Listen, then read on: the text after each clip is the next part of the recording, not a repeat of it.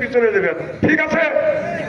মুরব্বী কথা কয় না, মুরব্বী কেন করতে উনি কখনই বসে নাকি? সব কি মুরব্বী মানুষ কি যেন মাথায় দিয়ে দিচ্ছে সাথে উনি উনি দাঁড়াবে থেকে ওরা উচিত ছিল কোনোখানে বসা। হ্যাঁ বাবা, হ্যাঁ জ্ঞান আছে যেতে চলে, হ্যাঁ যাও বাবা যাও, তোমাদের জ্ঞান আছে লোক বেশি হলে আবার টাকা দেওয়া লাগবে নি। বলা বলছে কেন এরা? এরা বক্সি দিবে লেগেছে, আমি বুঝি না কেনি। আমি সবাই গেলাম, সবাইকে বলছি আচ্ছা বক্সি দিবেন লেগে মাথা বাড়তে চলবো। আল্লাহ বলে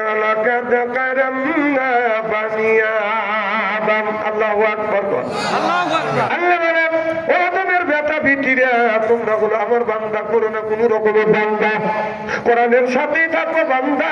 এই দিন হয়ে গেছে আমরা আল্লাহর বান্দা, সুবহানাল্লাহ।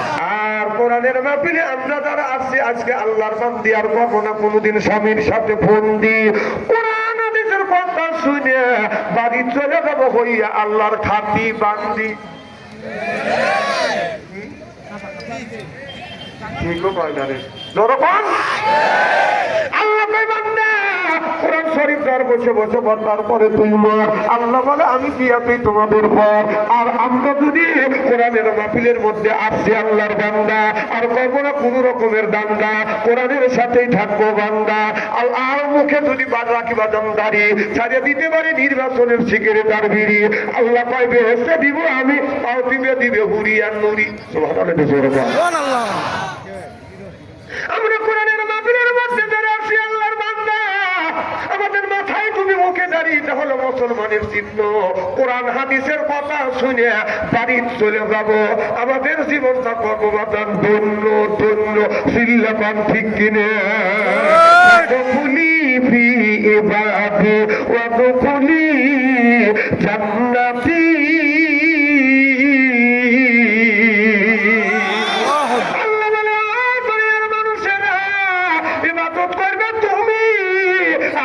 জান্নাত দিব আমি, জান্নাত আল্লাহ কেমন করে জান্নাত দিবে? আদর করে করে জান্নাত দিবে।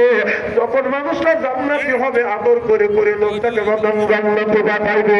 আপনার আমার বাড়ি পারে আসে যদি বাদাম মেহমান, এই মেহমানকে পাইলে আমরা করি বাদাম আদর, এরপরে পারিয়ে দেয় বাদাম বিদেশি চাদর, আত্মমনে করে হায় রে আমার কদর, এরপরে আনে বাদাম খানা, একটাই তো ডাকনা ছাড়া না, খাবারের পরে বাদাম দেয় দই, খায়া তো বাদাম হইছে, তারপরে দেয় পেপসি কোকো কোলা, খায়া তো মনের মধ্যে বাদাম দেয় দোলা, তারপরে খাই একটা পান, খায়া তো আছে মনের মধ্যে গুনগুনো নিগান, তারপরে খাইয়া কাবলা হাকি মুড়ি জর্দা, শরীর তার গামে যায় পূজায় আমি বড় মর্দা। এখন তো ঠিক কবি আমার কষ্টটা কি পুরোপুরি কথাগুলি বোঝা যাচ্ছে তো? হ্যাঁ হ্যাঁ যাচ্ছে। কষ্টটা বোঝা গেলে আমাকে একটু বলবেন, ঠিক আছে? ঠিক আছে। মারহাবা। আমার মুসলমান আল্লাহর হাবিবের উম্মতেরা ভালো করে লক্ষ্য করে শুনুন, বলে নিয়ত বাদন শুনতে হবে। আল্লাহ নবী আখিরি জামানার পয়গম্বর মুহাম্মদুর রাসূলুল্লাহ সাল্লাল্লাহু আলাইহি ওয়াসাল্লাম এই রকম করে সাহাবীদের নিয়ে আলোচনা করতেছে। একা পর্যায়ে আলোচনা করতে করতে করতে করতে আল্লাহ নবী বললেন, আমার সাহাবীরা রে, দাড়ি পাকা আর চুল পাকা মানুষ আল্লাহ জান্নাতে কোনোদিন যাইতে পারবে না। যাদের দাড়িগুলি পেকে গেছে, চুলগুলি পেকে গেছে, এই মানুষ আল্লাহ জান্নাতে যেতে পারবে না। এই কথা রাসূল বলেন। সাহাবী দূরে দেয় বাজার পিঠে পিঠে কাঁদতেছে। আল্লাহ নবী বলেন, রে আমার সাহাবী, তুমি কেন এরকম করে করে কাঁদো? সাহাবী বলে, ইয়া রাসূলুল্লাহ, ইয়া হাবিবাল্লাহ, ও নবীজি, আপনার সোনার জবান থেকে বলেছি, আপনি শুনেছি, আপনি নিজে বলছেন চুল পাকা মানুষ, দাড়ি পাকা মানুষ আল্লাহ জান্নাতে কোনোদিন যেতে পারবে না।